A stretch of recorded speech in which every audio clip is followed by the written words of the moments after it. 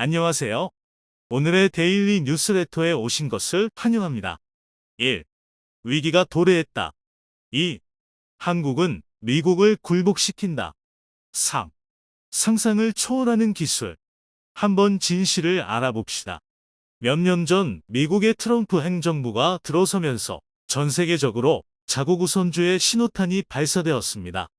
이로 인해 경쟁 관계에 있는 국가들끼리 핵심 첨단 산업에 대한 패권 다툼이 거세지고 있으며, 특히 모든 첨단 산업의 뿌리가 되는 반도체 산업의 경우 국가 안보 자산으로 취급하는 등 우리나라에서도 반도체와 전기차 배터리 등 중요한 기술력이 필요한 산업을 국가 핵심 기술로 지정하고 관련법으로 보호하고 있을 정도입니다. 그런데 여기에 코로나 상황이 겹치면서 국가 경제의 필수적인 핵심 첨단 산업의 공급망 위기가 찾아왔고, 러시아 우크라이나 상황으로 글로벌한 에너지 위기가 촉발되면서 단순히 기술력만 키우면 될 줄 알았던 첨단 산업의 공급망이라는 새로운 요인이 주목받기 시작했습니다. 특히 우리나라가 이런 위기를 정면으로 맞이하게 되었는데요. 우리나라는 전 세계로부터 소재와 부품 장비를 수입하여 최종 완성품인 반도체와 배터리 전기차 등을 만들고 있기 때문입니다. 지난 수십 년 동안 별다른 공급망 관리가 없어도 완제품 생산에 무리가 없었지만, 최근엔 핵심 중간재에 대한 해외 의존도와 상당수 장비와 기술력 역시 해외에 의존하던 것이 알려지며, 세계 시장을 주름잡던 국내 기업들의 약점이 드러나기 시작했습니다. 특히 그 중심엔 적게는 수십 년, 많게는 100년 가까운 역사를 지닌 미국과 일본, 독일 등 전통적인 소재 장비 강국이 있었습니다. 하지만 최근 공급망과 원천 기술의 중요성을 확인한 한국 기업들이 세계 역사상 유례없는 속도로 공격적이게 관련 기술을 확보하고 있는 상황이며, 단기간에 확보가 어려운 기술의 경우는 원천 기술을 보유한 회사를 수천억을 들여 인수합병을 하면서까지 기술력 확보에 진심인 상황입니다. 이에 우리나라 산업부에서는 국가 핵심 전략기술을 150개로 증가시키면서 자신감을 드러내고 있습니다. 해당 전략기술 분야에서 우리가 경쟁 우위에 있는 국가들은 미국, 일본, 독일 등 기존의 원천기술 강국이 대개 포함되어 있다고 알려졌습니다. 이제 와서 원천기술을 확보하기 시작한 한국이 수십 년에서 100년 동안 기술 개발에만 몰두하고 수십 명의 노벨상 수상자를 배출시킨 국가들을 상대로 기술 확보 경쟁에서 승리하고 있는 상황을 자세히 알아보겠습니다.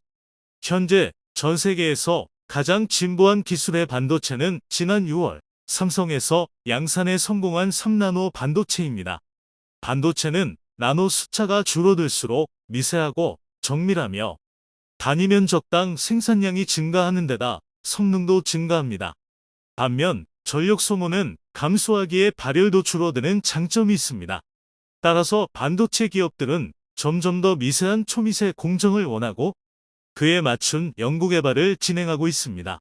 그런데 이렇게 5나노 이하의 초정밀 반도체를 만들 수 있는 장비는 극자외선 노광 장비인 EUV가 유일하며, 네덜란드 기업인 아즘에서 독점으로 생산하고 있습니다. 하지만 극자외선 노광 장비 EUV가 쓰이기 시작한 건 비교적 최근이며, 이전엔 일본 기업인 캐논과 니콘의 반도체 노광 장비가 세계 시장을 석권하고 있었습니다. 일본의 캐논과 니콘은 극자외선 노광 장비 EUV 개발에 실패하면서 점점 노광 장비 시장에서 퇴출되는 수순이었지만, 구식의 노광 장비로 자동차용 반도체를 비롯해 기술 수준이 높지 않은 반도체 생산이 가능하기에 아직까지 10% 정도의 시장 점유율을 유지하고 있는 상황입니다. 일본의 노광 장비 역사가 찬란했던 만큼 그에 필요한 소재 산업 역시 굉장히 발달했습니다. 특히 포토레지스트 시장의 95%는 일본의 5대 업체가 사실상 독점하고 있으며, 이런 독점 기간은 무려 20년에 달합니다. 이 밖에도 고순도, 불화수소와 불화 폴리이미드 등 반도체 제조의 핵심 소재의 생산과 개발을 수십 년째 독과점 해오고 있었지만, 2019년 한국에 대한 반도체 소재 수출 규제 이후 한국이 불화수소와 불화 폴리이미드를 1년이 채 안 되는 시간 안에 국산화에 성공하면서 일본 산업계에 크게 한방 먹였지만, 그럼에도 포토레지스트만큼은 국산화에 어려움을 겪어왔습니다. 그런데 최근 한국 기업이 일본이 95% 독과점하던 포토레지스트 국산화에 성공하면서 최근엔 EUV용 포토레지스트까지 국산화를 앞두고 있는 상황입니다. 결과적으로 한국은 일본이 수십 년간 독차지하던 반도체 소재 주력 3대 분야를 전부 국산화시키면서 자립에 나섰는데요. 이 배경엔 국내 기업들의 상상을 초월하는 노력이 있었습니다. 특히 이번 포토레지스트 국산화를 성공시킨 동진세미캠은 삼성전자와 적극적인 협력 관계를 맺고 있었고, 삼성전자는 동진세미캠 지분 일부를 인수하는 등 소부장 분야 경쟁력을 강화하고 있습니다. 이렇게 3년이 채 안 걸리는 노력으로 일본이 수십 년간 독점하던 시장을 완전히 뒤집어 일본 산업계에게 큰 충격을 주고 있습니다. 하지만 모든 기술을 자체 개발 국산화하기란 현실적으로 어렵기에 삼성을 비롯한 국내 대기업들은 해외 원천 기술 보유 업체들을 공격적으로 인수합병하고 있습니다.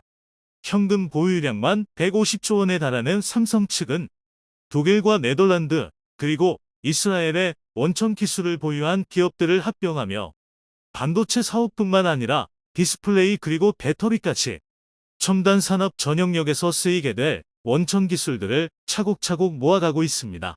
특히 삼성이 인수합병한 이스라엘의 광학 장비 기업인 코어 포토닉스의 원천 기술로 시가총액 세계 1위인 공룡기업 애플에게 카메라 관련한 특허 분쟁에서 승소했습니다. 이어서 삼성전자의 갤럭시 스마트폰과 TV용 패널에 탑재되는 올레드 디스플레이에서 핵심 기술을 보유한 독일 기업 노벌드를 인수해 전자기기와 자동차 부품 등 삼성의 계열사 모든 사업 분야에 적용되는 올레드 기술력을 얻었습니다. 이 밖에도 차량용 반도체 기업인 NXP와 인피니온 그리고 ST마이크로 일렉트로닉스는 각각 네덜란드와 독일 스위스에 위치해 있으며 삼성전자의 유력 인수합병 대상 후보입니다.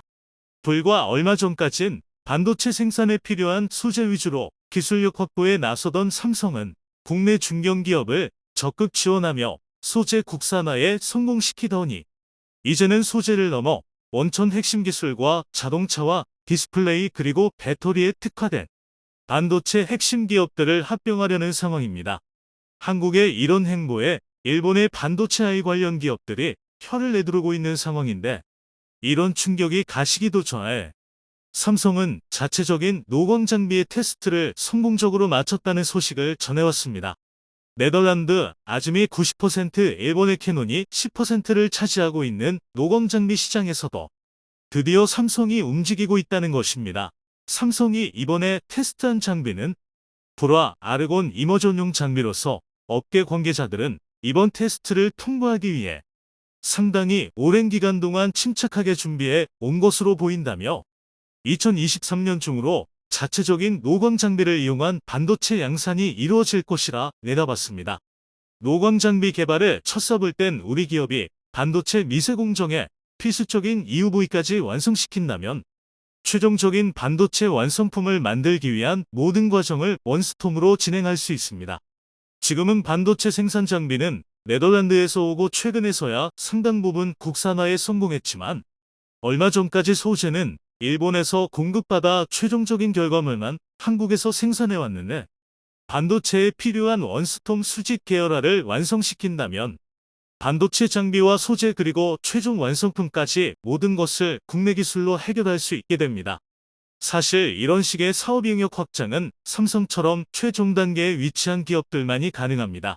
삼성은 가장 난이도가 어려운 반도체 완성품을 생산하며 장비업체와 소재업체의 고객으로 있기에 마음만 먹으면 이 두 가지를 만들어내는 것은 시간이 좀 걸리더라도 충분히 가능한 일입니다. 하지만 소재업체와 장비업체가 최종 완성 반도체를 만든다는 것은 사실상 불가능에 가까운 일입니다. 이렇게 한국이 단기간에 기술을 완성시키는 모습을 보이자 일본에서는 크게 당황하고 있습니다. 자신들이 수십 년간 갈고 닦은 기술력을 적게는 수개월에서 길게는 3년 안에 완성시키고 국산화에 성공했는데 이제는 수출 규제는 우습다는 듯이 장비를 새로 딱 맞춰 개발해내고 글로벌 인수합병에 나서면서 완전히 노는 물이 달라졌다는 것입니다. 이렇게 되면 일본 기업으로서는 더욱 큰 위기 상황에 직면한 것과 다름없습니다. 애초에 삼성처럼 공룡기업의 소재를 납품하면서 막대한 매출을 올릴 수 있는 기회가 있었지만 수출 규제와 공급망 위기를 겪은 한국에서 직접 소재와 장비 생산에 뛰어들겠다는 선언은 그동안 일본의 수십 년 된 밥그릇을 한국이 기술력으로 가져가겠다는 뜻이기도 합니다.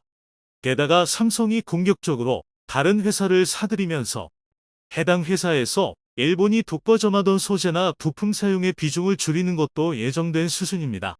가뜩이나 국산화에 많은 투자를 해왔는데 기껏 개발한 국산 소재를 안 쓰고 언제 공급이 끊길지 모르는 일본의 소재를 쓸 이유가 없다는 것입니다. 그런데 한국의 이런 기술 중심 행보에 미국도 크게 놀라면서 한국의 투자를 결정했습니다. 최근 국내 기업에서 포토레지스트를 국산화에 성공하자마자 세계 시장 점유율 20% 수준이던 미국 기업 듀폰이 포토레지스트를 국산화한 한국 기업과의 경쟁을 의식한 것인지 한국에 EUV용 포토레지스트 공장을 짓고 있으며 여기에 투자된 금액만 3천만 달러에 달합니다. 한국이 세계에서 가장 많은 포토레지스트를 소비하는 국가이기 때문에 최대 고객을 놓칠 수 없는 듀폰의 한국 투자는 합리적인 결정처럼 보입니다. 그런데 여기서부터 예상되는 긍정적인 효과도 있습니다. 현재까지 EUV용 포토레지스트는 일본 기업들이 독과점하고 있는데 여기에 한국과 미국이 가세하면서 일본의 철밥통으로 여겨지던 소재 산업이 큰 위기를 맞이한다는 것입니다. 여기서 알 수 있는 점은 그동안 수십 명의 노벨상 수상자와 100년에 가까운 회사의 경력을 가지고 반도체 소재 장비 기술력을 강조해왔지만 한국이 소재 장비와 원천 기술 시장에 발을 담그자마자 상황이 급변하고 있다는 것입니다.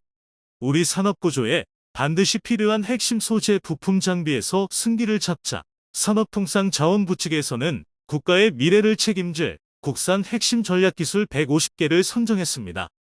해당 기술 중 미국 산업을 상대할 기술은 15개, 일본 산업을 상대할 기술은 22개, 중국과 독일을 상대할 기술은 각각 10개와 5개로서 대부분이 반도체와 관련된 기술입니다. 하지만 지금처럼 기술 개발과 인수합병이 공격적으로 이루어진다면 핵심 전략기술 150개는 굉장히 작은 숫자가 될 수도 있습니다. 지난 7월 최초의 국산 초음속 전투기 KF-21의 CJ 1호기가 첫 시험 비행을 성공한 데 이어 5일에는 CJ 2호기도 비행에 성공했습니다. 이에 국내 항공기술이 세계적으로 주목받고 있는데요. 세계의 눈길을 사로잡은 우리 항공기술의 근원을 알 수 있는 일화가 있습니다. 때는 국방과학연구소가 최초 순수 독자기술 개발 항공기 KTX-1을 개발 중이던 1995년 CJ기에 대해 미 공군 측에서 성능에 문제가 있다는 시험 보고서를 냈습니다. 이에 개발진들은 비행기 날개 자르기를 시전. 미군도 놀라게 한 날개 자르기 신공의 이유는 과연 무엇이었을까요? 10일 오전 9시 49분 KF-21의 CJ 2호기가 이륙해 35분 동안 비행 후 10시 24분에 착륙하며 첫 비행을 마쳐 세계 방산업계의 주목을 받고 있습니다. 이번에 비행한 2호기는 향후 양산시 적합한 도색을 검토하기 위해 1호기보다 어두운 색으로 동체를 도색하고 수직 꼬리날개도 검정 바탕에 노랗게 도색해 눈길을 끌었습니다. 2호기를 시작으로 앞으로 나올 CJ기들도 상술한 목적을 위해 각각 다른 색으로 도색할 예정인데요. 3호기에서 6호기는 12월 말부터 내년 전반기까지 순차적으로 비행시험을 진행할 예정이라고 합니다. 2호기에 탑승한 진태범 수석 조종사는 비행 특성이 1호기와 유사의 비행이 용이했다고 밝혔는데요. 비행 시 최고 속도는 1호기의 초도 비행 때와 비슷한 시속 약 407km 정도를 기록했습니다. 1호기에 이어 2호기도 비행 시험까지 순조롭게 진행되고 있어 차세대 전투기 개발 계획에 앞날을 밝게 하고 있습니다.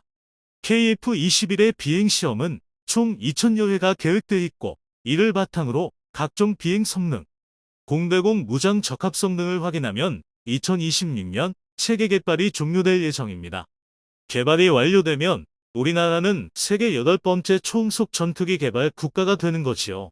이처럼 현재 순조롭게 개발 중인 KF-21은 물론 FA-50, T-50 등 자체 기술로 개발한 항공기들을 공군에서 활용하는 것은 물론 해외에도 수출하는 대한민국의 항공기술력. 하지만 오늘날의 기술력은 하루아침에 만들어진 건 아닙니다. 항공기술 불모지였던 우리나라에서 우리 스스로도 갖고 있었던 편견과 맞서 싸웠던 개발자들의 끈기와 노력이 만들어낸 결과지요. 90년대까지만 해도 우리나라는 전투기는 고사하고 조종사 훈련에 쓸 훈련기조차 모두 해외에서 수입해야 했습니다. 이는 기술적인 자존심 문제는 당연하고 항공기 구입에 소요되는 돈을 생각하면 경제적으로도 부담이 되었는데요. 이를 타개하고자 국방과학연구소는 전투기 개발은 당장은 무리라도 기본 훈련기는 독자적으로 개발하기로 하고 1988년 설계 작업에 착수합니다. 훈련기의 이름은 코리아 트레이너 이엑스페리먼트 1, 즉 KTX-1. 후에 KT-1이라는 이름을 달게 된 한국 최초의 순수 독자 개발 항공기의 개발은 그렇게 시작되었습니다. 그러나 개발은 초기부터 난항에 부딪혀야 했는데요. 정부와 군당국 지원을 받기 위해 날개 구조 제작과 피로시험, 연구는 물론 조종실 모형까지 만들었지만 89년 초 당시 국방부 장관의 과학보좌관으로부터 국과연은 탄도탄 연구개발만 하고 다른 연구개발은 모두 중단하라는 말을 들어야 했습니다. 이는 당시 군에서 항공기 설계 경험조차 없었던 국과연이 만들겠다는 비행기를 믿느니 외국에서 사는 게 낫다고 생각해서였는데요. 다행히 국과연 관계자들의 끈질긴 설득 끝에 계획이 엎어지는 걸 막을 수 있었고 영국 크랜필드 대학과 PC-79 훈련기를 만든 스위스 필라투스사와 기술 지원 협약을 체결해 설계 지도를 받으며 개발을 진행해 나갔습니다. 개발 과정이 시제 단계에 임박함에 따라 기술 입증기 프로그램이었던 KTX-1은 공군 소유에 기반하는 정식 개발로 전환되었는데요. 1991년 550마력급으로 제작된 시험기가 초도 비행에 성공했고 이에 따라 1992년부터 진행된 2단계 선행 개발에서는 950마력급 엔진을 탑재하기로 했습니다. 그런데 당시 공군은 A-37 경공격기를 대체하겠다며 KTX-1 대신 필라투스의 PC-9 무장형을 도입하려고 했는데요. 불행인지 다행인지 스위스는 문쟁 국가에 무기를 수출하지 못하도록 하고 있어 공군의 계획은 실현되지 못했고 KTX-1 개발은 예정대로 진행될 수 있었습니다. 당시 공군의 행태는 우리 항공기술에 대한 의구심에서 비롯된 거였는데요.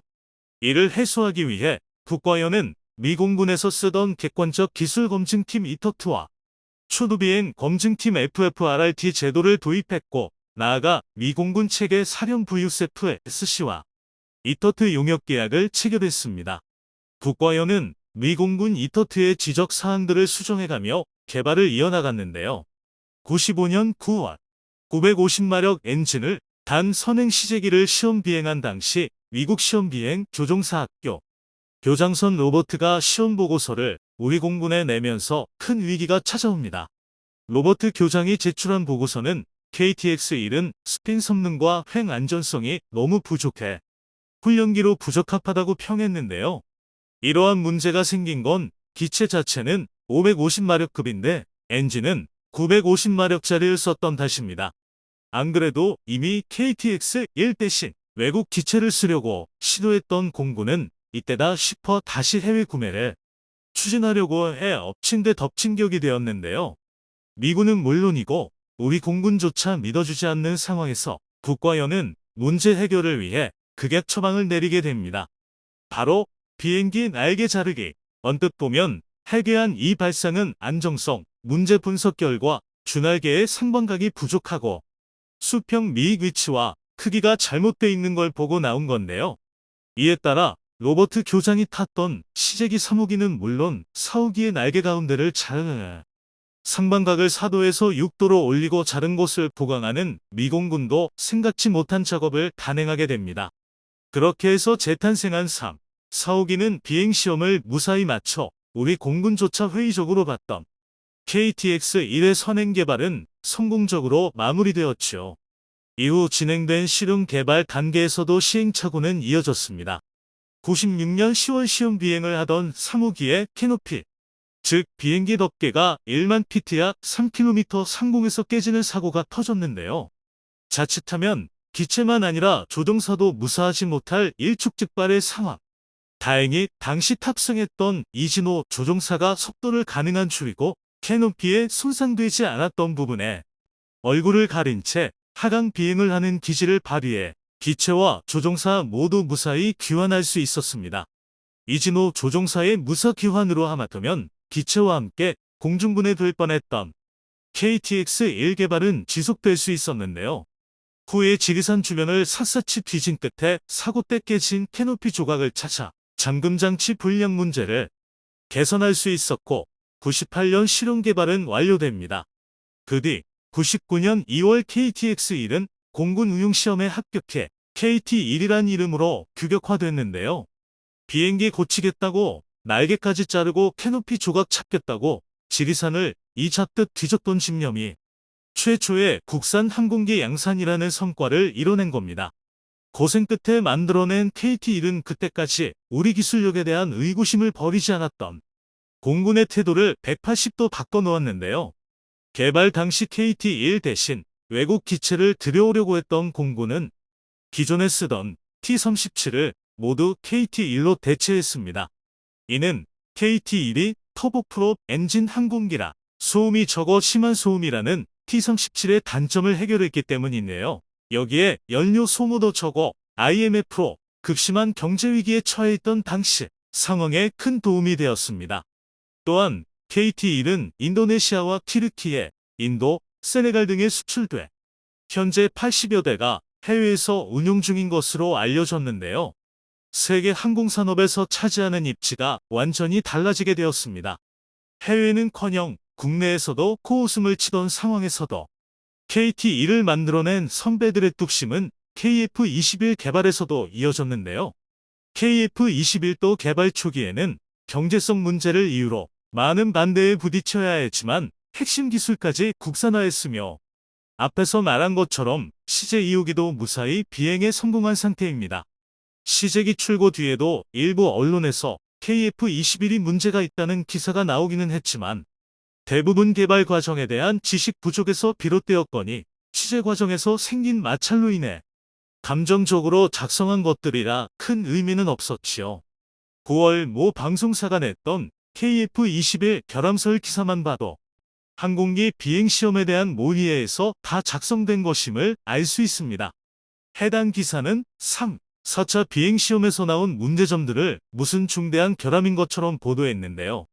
3, 4차 시험 도중에 나온 문제들은 비행시험 과정에서 얼마든지 나올 수 있는 것이고 비행시험은 이를 검증하고 개선하기 위한 과정인데 문제의 기사는 이를 큰 결함이 발생한 것처럼 왜곡했다는 게 카이 측의 입장입니다. 이를 입증하기라도 하듯 이후 9월 28일 시제 1호기는 공중에서 랜딩 기어를 줬고 비행하는 데 성공했고 10일에는 2호기가 첫 시험 비행을 성공적으로 마쳤지요. 남들이 뭐라 하든 흔들리지 않고 개발에 전념해준 기술진들이 이뤄낸 성과라 할 수 있겠습니다. 이러한 사례들을 보면 알 수 있듯 우리 항공기술의 역사는 한국은 안 된다라는 외국뿐만이 아닌 우리 자신도 갖고 있었던 편견과의 싸움이었다 해도 과언이 아닙니다.